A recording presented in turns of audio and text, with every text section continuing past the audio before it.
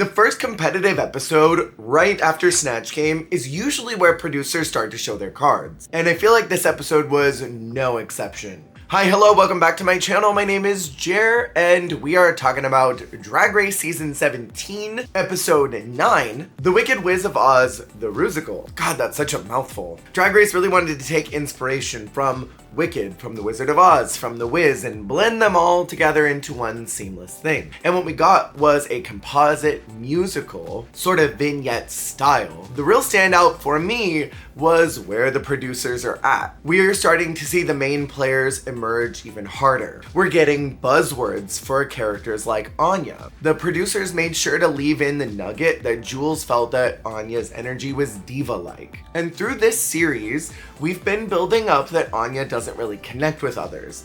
And off the show, people are starting to say, I think it's pretty obvious why people don't connect with her. And now we've got a buzzword for her.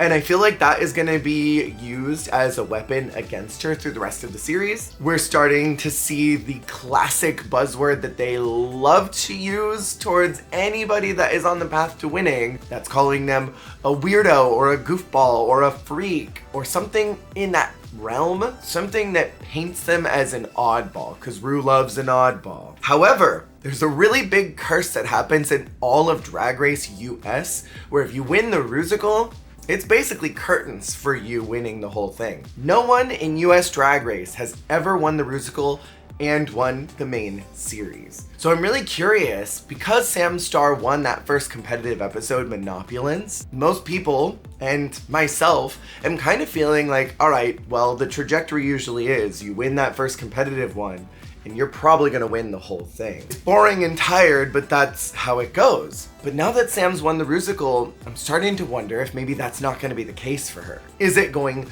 to default to Susie or Jules or even Lexi? It could go to Anya, but I don't know if I'm seeing it in the cards for her because they're building a very specific story for her. And I see this going a couple different ways for her. Either she's gonna get a composite underdog villain edit where she's sort of an agitator in the workroom because she's a diva and she has pissed people off, she's gotten on their nerves, or that will split off to she's either the complete underdog or the complete villain. I can't really tell where they're taking her right now, but the stars are starting to align that that's the archetypes they're going for right now. We're seeing a lot of the filler queens start to get picked off. And I love Acacia Forgot, but she has not been on their radar since the beginning.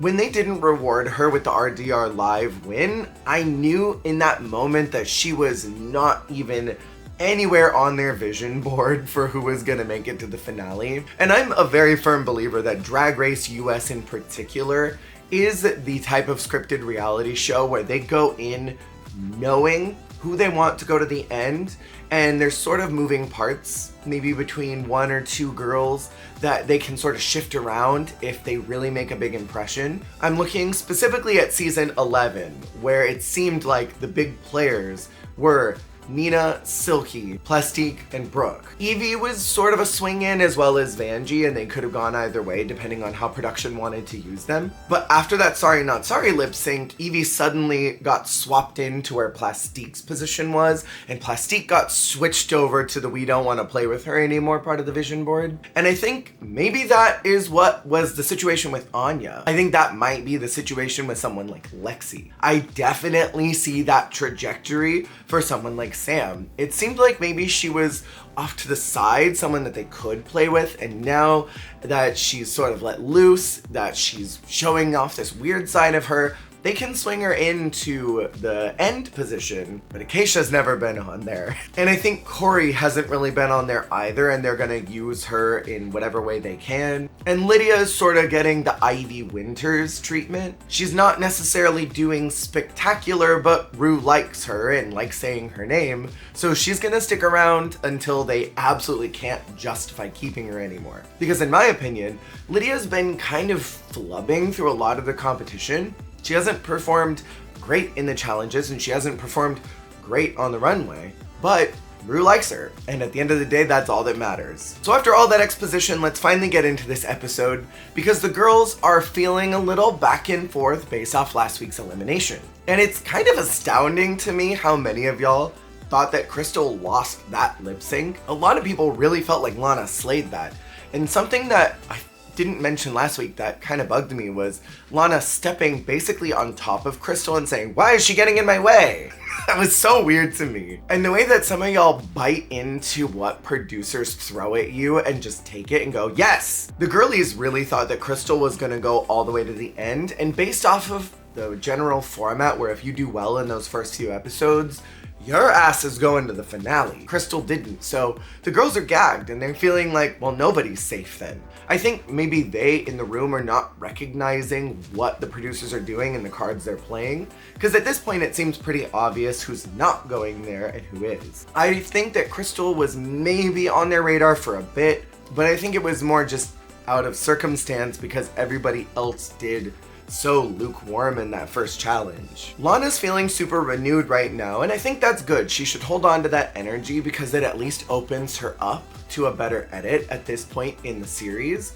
And I'm hoping she can hold on to that and let this sparkle out and not just be caged in, because that is so bad for TV. Susie had a pretty clunky edit this week because she wants that third win so badly. Susie is sort of emerging right now as another agitator in the workroom, and that might be an archetype that she is not going to be happy with off the show, but she's very quick. So I feel like if she gets a villain edit, I think she'll be able to handle it well, unlike some people who get an accidental villain edit. With her delusional era last week, with her attitude this week, sort of sabotaging people by getting in their heads and mind gaming them through the selection process of the roles. And with the way that she's really gunning for this other win and trying to say, I want to establish myself as the front runner, that's agitator behavior. And for those of you who don't understand what I mean by that, when you're in a group of people, the idea is to keep harmony, especially when you're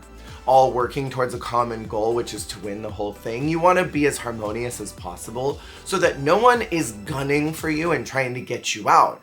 No one's doing what Susie's doing and playing mind games on you to boot you. So when you start disturbing people's shit by getting in people's heads, by saying, I want this win so that you all don't have it, or that's how it can come off, even if she's not saying those words. Or when you are like Anya, where you're taking people's stuff or spray painting over things and not taking ownership of that, that's agitator behavior. You are agitating the harmony of the room and making everybody get activated and staticky, and that starts getting eyeballs in your direction. Whether that be they want to get you out, or they want to get in your head, or they're all going to sort of just be mean to you so that you don't get the things that you want. Susie is emerging as that personality, and I'm curious where her edit's gonna go. That could be bad for her trajectory because Anya's got the agitator thing on lock right now. And going back to what I said earlier, where Anya is this quasi-agitator, quasi-underdog, if Susie starts to emerge as a better agitator than Anya, they're gonna start pushing Anya into more of a direction of being an underdog, and Susie will be the agitator role. And they have certain parameters that kind of make it to the finale all the time. The agitators, the underdogs, the front runners, and the quirky girls are always the ones that make it to the very end. And because this is a scripted reality show, in my opinion, they're going to follow a format that works every single time. Lydia and Corey's showmance is starting to blossom even more, and I think this will be a detriment to both of them because they will use them in the same way that they used Brangie or Tace and Ahura to snipe one or the other out. Either it will be Lydia sniping Corey out, or it will be Corey sniping Lydia out. They're gonna hold on to both of them until they can justify dumping them in the bottom, just so that they could see them go at it one time on the runway. I would be shocked if this storyline goes nowhere. I'm gonna put a pin in that, and we're gonna keep our eyes out in the next couple weeks. We have no mini again, which is fine with me because I think some of the mini challenges are tired and boring, and I'd rather just go straight into the challenge. Ru comes in and announces that it is a Wizard of Oz Wicked / The Wiz themed Rusical, which got me really excited. And I know that there was something in the Philippines based off of Wicked I haven't gone and watched it yet. I won't get to that season for a while for my podcast, but I will get to that season eventually. We had a couple fun moments through the deliberation process of who's gonna get the roles / the actual rehearsal. Susie is being super strategic, sort of getting in Acacia's head about the role that she wanted, and her saying, "Good luck, Acacia," was a very Coco Montrese saying, "Thank you, Detox," during the Can I Get an Amen challenge. It was so Coco Montrese coded. And then Detox being like, "What? Nothing. I didn't say anything." "No, what'd you say?" "I said, thank you, Detox." She is aiming so hard for that villain role and she doesn't realize it at all. I loved Lexi standing up for Acacia saying, "Susie, you got the role you wanted in RDR. Let someone else get their flowers and let them have fun with what they want to do." And then Susie tried to get into Corey's head by instigating a vote so that Corey couldn't get the role that she wanted. This girl is really on her way. Normally, I don't like the lesson portion where they're recording and where they're doing choreo and stuff. I think that's kind of boring and I don't care about it too much. What I was curious about is why they split up the two vocal groups into groups of 5. And I'm very curious what the other group was doing during that production time. Were they just on ice or were they recording something else? Were they practicing something else? Because normally they bunch them all up into one group. Or were they splitting up lunches? Those are things that I think about. You know what? Let's talk about Anya really quick because she was struggling a bit in choreography, and when you're learning choreo, you are going to not be the most effective person. You are going to struggle to learn the parts. That's a whole section of choreography. You're figuring out your blocking, you're figuring out your moves. And that critique comes back to bite her in the butt later on, where Jamal says, "You got in your head and I could see that you could. The final product was great, but you got in your head." That critique only matters when it does, and it doesn't when it doesn't. I'm looking at a really incredible example of Kylie Sonique Love in All-Star 6, who struggled really hard during the Rumerican Horror Story, Coven Girls, whatever the hell that challenge was, where Michelle had to get up out of her seat and show her how to do the part. And during the critiques, Michelle said, "It was kind of hard to get there, but it was so great to see you finally connect to it." And so that critique didn't matter because in the end, the product was great. And Anya worked it out during that challenge. And so that critique, I think, was really more to solidify that she was not gonna win because they don't want her emerging too hard as a front runner because I don't think that's the part of the vision board that she's supposed to be on. On the runway, Raven seemed to paint Rue a little bit tired today. Her eyes looked heavy and kind of sad, but not in like bedroom eyes, in like a so bored type of a way. As far as the Rusical is concerned, I thought it was very cute and well composed. I thought the hot dancer with the mustache really stole the show through a lot of it. He did these jazz hands and fingers during Susie's part, and my brain literally was like, "Oop, hot man, what's going on there?" I wasn't paying attention to Susie at all. Sorry to this girl. I thought Jules was funny as hell. She captured that Kristen Chenoweth thing that is typical of Galinda in a way that I think I wasn't expecting her to be able to latch on to. Like, I see Jules as a silly, goofy, quirky girl, but I didn't see her being able to make that role so funny, and I think, to me, that was more deserving of the reward of the win than doing something that is Rue pandering. I don't remember who said it during Untucked, but one of the girls said that Sam got the easiest role because the judges love Cher. RuPaul loves Cher. So if you do it, they're gonna like it. And Sam did retort, but if I had done bad, then it would have been catastrophic. I don't know if that necessarily is true. I mean, look at Tamisha, who did a Cher impression that was so bad, but she didn't have to lip sync during that episode. They made Denali and Kimura do it, even though Tamisha's Cher was awful. And she didn't understand the reference at all. She just made up her own thing, and that was a catastrophic Cher.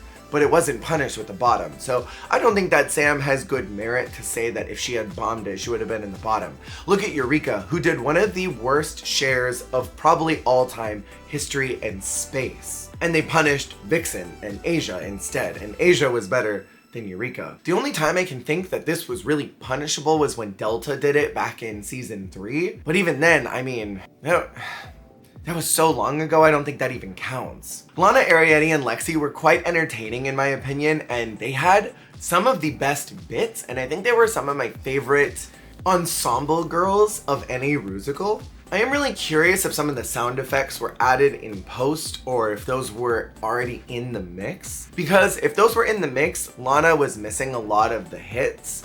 Or if it was a post thing, they purposefully put a lot of the sound effects in places where Lana was not hitting the beats. And I can't help but feel like that was something done in post to make it not look as strong, to justify that she wasn't in the top, because I thought Lana did quite well this week. Lexi was chewing up that stage. I loved her Bert Layer voice. It was so perfect and nuanced and funny, and the way that she was jumping everywhere was it to me. Lexi was one of the best performances of the week, but then her runway was like, pfft. Sam's share was quite incredible to watch. Did I think it was the winning number? I don't think so, because again, I think it was kind of an easy role to do, but she sounded maybe the best share next to like Cameron Michaels. Corey and Lydia had opposite problems of each other. Lydia sounded great and Corey didn't. Corey had great facial expressions and Lydia didn't. Lydia moved really well and Corey didn't. So if they had just found a way to squish into each other, I think maybe that performance could have been really stellar. And then Anya worked my pussy out. She ate up that stage so hard. She was burning that runway to the point where I thought it was gonna actually catch fire. Her choreography was smooth and sleek and had personality baked into it. She was stunning to watch. She was so fierce, so flawless. She had such charisma and energy of someone who's been doing theater for decades and is just ready to hit it. I could see her tomorrow on Broadway. This is a girl who's gonna do a lot after she's done on the show, guaranteed. And then Acacia was the last one to perform, and in my little tinfoil hat theory, this was a role that was designed to fail. Acacia looked great as Dorothy. Her song is meant to be a come to Jesus moment, and structurally that's such an odd change of pace when everything has been high energy, high energy, high energy, high energy, to sort of crash and plummet into a very slow, here we are, I really want to go back to Oz. I don't want to be the one that's left out. Everybody's out there having a party and I miss them. It didn't have the same musicality, the same beats, the same tension as the rest of the musical. It grinds to a slow halt to have this come to Jesus moment, and I don't think it was composed very well.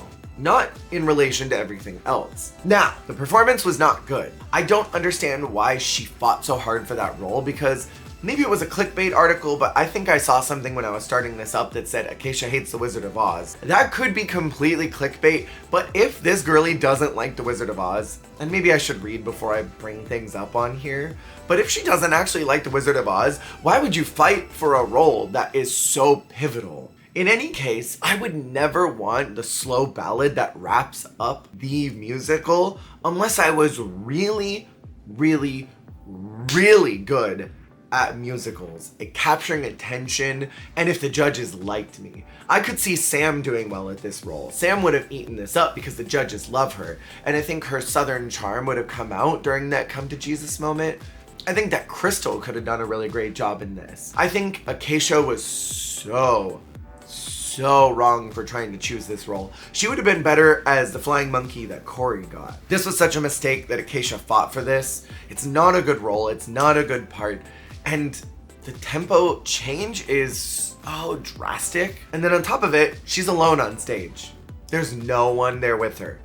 No one. Until the very end, they all come out. And when you're blocking on a stage and you're alone, you have no energy to pull off of from anybody else to project back out.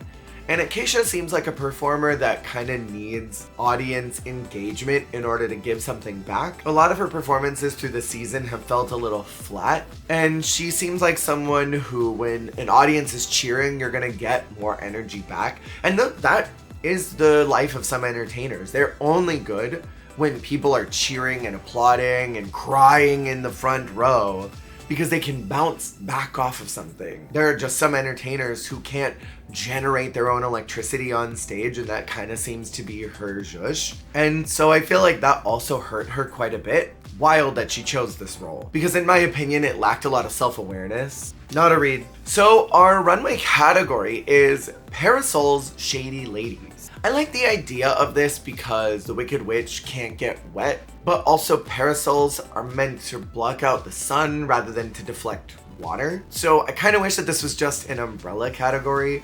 And if they had done like Umbrella by Rihanna as the lip sync song, that would have been hot. And in my opinion, this was a low-key runway. Let's just say that. I don't think anybody gagged me, but there also weren't as many like, woo. But let's go through them as always. And remember that these are my personal opinions on where I think these girls landed. We'll go in alphabetical order. So we've got Acacia Forgot here in a decision. Here's what is visually bothering me. The umbrellas are horizontal on the hair. The corset is vertical. And then the skirt is also horizontal in really thick patterns. And I'm already not a huge fan of this curtainy fabric. This is totally something you'd see at a hospital. Maybe lining the bottom part of that big green curtain they usually put up. I'm not a huge fan of this textile already, but the way that the pattern is so thick on the stripes and then on the corset they're so thin, everything is making my eyes go a little like bleh.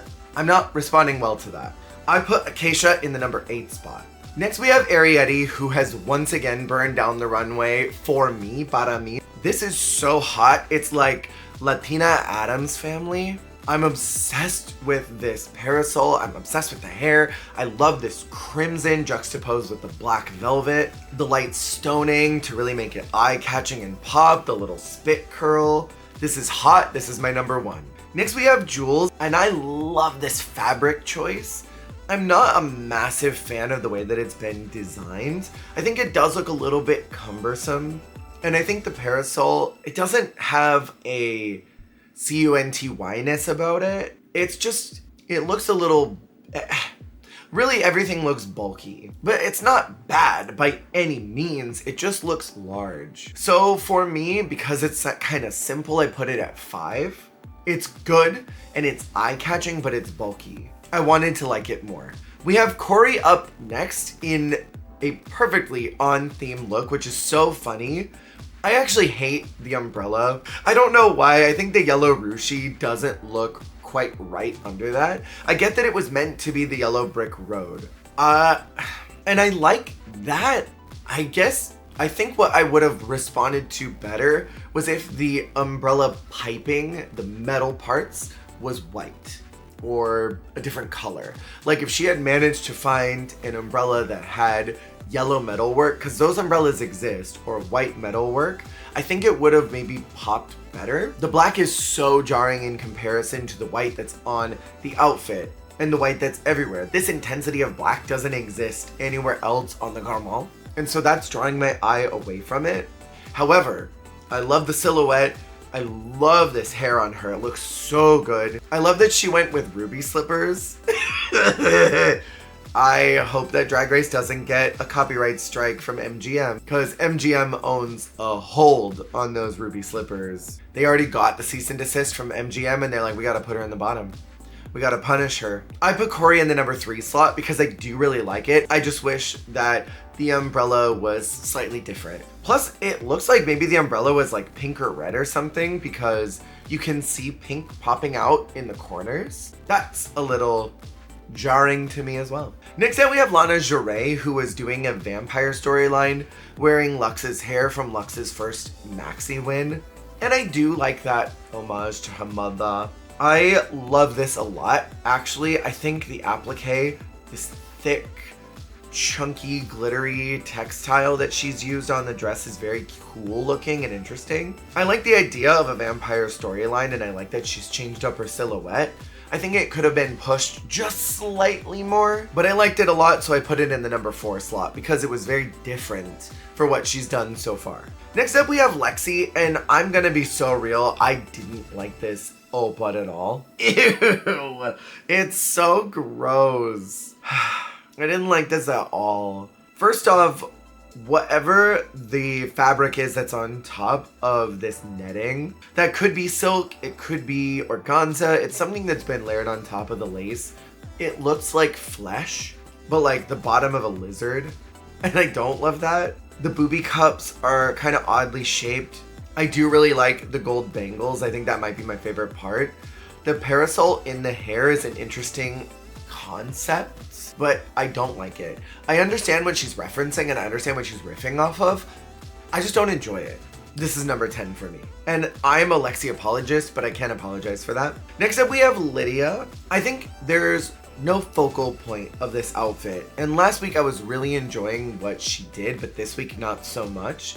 The fabric choice is so distracting because there's no color blocking on this, and this is a dress that desperately needed something different on it. Whether it be the emerald of the leaves, or if it was this cherry color that's on the flowers, it needed a panel in here to break it up. I think it actually would have looked really sleek if there was a solid emerald panel just right down the side of the dress. I remember Yara Sofia did that white dress in season 3 for the cake challenge, and she had that big piping right down the side. It's something like that for a specific reference point.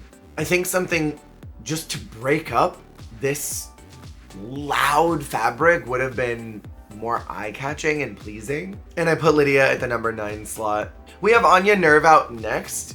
I like the idea of this. I love that it's yellow. I think yellow looks great on her. I'm not a massive fan of the umbrella. Again, it's sort of a textile thing.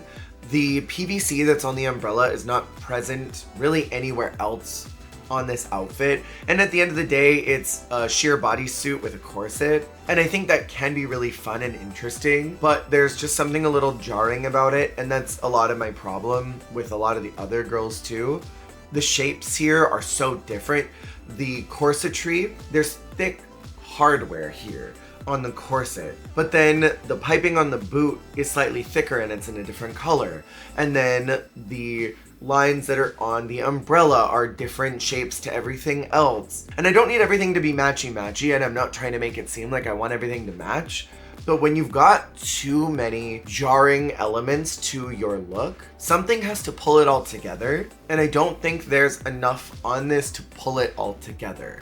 So if Anya didn't win this challenge, it should have been because of the runway, not because of the performance, because the performance was stellar. Anya's at number 7 for me. Next up, we have Sam Starr, and I really do like the idea of this as well. I think it's very pretty, it's very southern to me. It looks like Charlotte from Princess and the Frog. I think it's something that she would wear. I think, again, much like Lydia's, this needed a panel to break up the loudness. And I think on the side here, just a really beautiful luxe, purpley cerulean color would have been nice, just to pull away from the loudness of this garment. Or if the underside of that skirt had been lined. Actually, remove the panel idea, that's a terrible idea. Give me a princess seam with jewels down the princess seams, and then line the inside of the skirt with a dark cerulean that's almost purple-esque, so that when it's trailing behind her, you catch a color underneath it, and then you've got something visually to draw your eyes to something else, because this is just loud to me. Sam was in the number 6 slot. Finally, we have Susie Toot. I love the Japanese umbrella style. I think that's probably the most interesting part of this. I really love the hair. I love that she sticks to her brand. This is some of the prettiest that she's probably ever looked. And going from green to this is impressive because they probably got an hour at the most. I love the hat. I love the design of this. It is a bodysuit at the end of the day. It is not that groundbreaking. However, what this is doing that I like is everything is monochromatic. There's a solid tie through everything. The jewels are the same on the parasol as they are on the corset. We've got some interesting shapes happening up here that are atypical of what we've seen from Susie. I love that band that's up here. The piping that's on the hat is the same piping that is at the bottom of the corset, or at least it's in the same color pattern This rose gold looks gorgeous on her, and I agree with Rue, this blonde is everything. So because this does have such a strong point of view, and I know y'all are tired of hearing me say that phrase, but I don't give a fuck. Drag should have a point of view. And if you don't like that, go somewhere else. This is number 2 for me because it is so strong in its identity of what it's doing on the runway. And I don't have any notes. There's quite literally nothing wrong with this other than it's a swimsuit. But a lot of the other dresses are just dresses in a loud fabric. And a simple garment in a fabric that is neutral and eye-catching and pleasing to look at is, for me, a stronger look than something that's just being loud to be loud. So in my opinion, I think that this should have been Jules' win. I loved her performance. I liked her look okay. I think this was her week, objectively. And I think a lot of people are feeling that way too. Sam was strong, but again, I felt that it was so expected to be praised for doing Cher. And our only bottoms are Corey and Acacia. So it was very clear who was gonna go home. My only problem with the critiques is that Adam said that in a campy, larger-than-life performance like what this was, she could have done more. And in my head, I thought, well, what do you want her to do? Do a what was the expectation of what she could have done more? The Come to Jesus thing needed more heart and soul. It didn't need camp. It needed authenticity. She needed to open up more. She needed to let herself be vulnerable and raw and let pain come out. Channel that energy into a distinct sadness. Saying this is camp parody, so you should have done more, isn't a valid critique, because that's not what she was missing out on. Her segment of the musical is not meant to be camp or parody. It is supposed to be the genuine, authentic, real girl who's sad about something she doesn't have anymore. This is Somewhere Over the Rainbow, where she's practically bawling her eyes out about how the world that she's living in is grayscale and not what it should be. There's better things somewhere else for her. She just hasn't found it yet. This is a girl who had all of that and is now lost it, and she needs it back so badly. That's not a point to be camp or being a parody character. So I thought that critique was weird. Nitpicking here, she still was boot nasty in the performance. In Untucked, precious little happened except for Adam coming in and serving it to all the girls harder than they've ever walked ever. Sam is the winner, which makes me wonder if the curse of the Rusical is going to affect her. She won the very first competitive episode of this season, so she could win the whole thing still, but now having won the Rusical, I don't know if the shadow cabal of Drag Race will allow her to. Maybe she'll break that curse. She seems to be the one that's emerging as the front runner, as the one that they really want to give it to. I'm seeing it between her, maybe Anya, maybe Susie. They seem to be the main players right now. The lip sync song is Wet Dreams by Adam Lambert, and I was unimpressed by the song choice for the actual Rusical theme. Again, I would have loved Umbrella by Rihanna because it at least would have tied in with the runway. The beat is great. This is a wonderful song, great lip sync song. It just didn't connect with the rest of the Rusical. So I didn't have a problem with it as a lip sync, just as a lip sync here. Acacia was so oddly restrained through the entire number. She seemed like she just was not connecting at all, and that's been a lot of her problem. She just doesn't connect with the judges at all. Corey was doing the most, but that wig came off, girl. Honestly, I'm gonna blame this on Hormona. Hormona left that fuck-ass Bob scalping herself, and then we had Alana lose her wig, and now Corey lost her wig. I think we're gonna keep seeing girls lose their wigs this season. And I'm gonna say that Hormona put a little wig curse on them. Next week is another sewing challenge, and I am ecstatic. I love sewing challenges on Drag Race. I think they're so fun. They show a great sense of creativity and whimsy. We get to see their brand stamped in harder every time they do it and see if they can be consistent about that branding. And this feels so much more draggy to me. Plus, it is inspired by Betsy Johnson, who is a wacky designer, does some wacky things on the runway. So this is a great opportunity for them to just have fun. And I'm glad that Betsy's back again. I think she was in All Stars 7. Was it for Realness of Fortune Ball? Or was it for the RuPaul challenge? I remember Betsy was on one of those seasons. Maybe it was All Stars 8. I'm so excited for another sewing challenge. I am curious to see what's going to happen because Anya has 2 strikes against her in sewing challenges. So will something happen here? Or is she gonna stay in her lane and be really careful? I see this as being a bottom point for her. She has not constructed well in the past. She's needed jewels to make her look better. She didn't do well in the ocean challenge. So I'm not expecting greatness from her. I'm not expecting greatness from Lydia or Corey.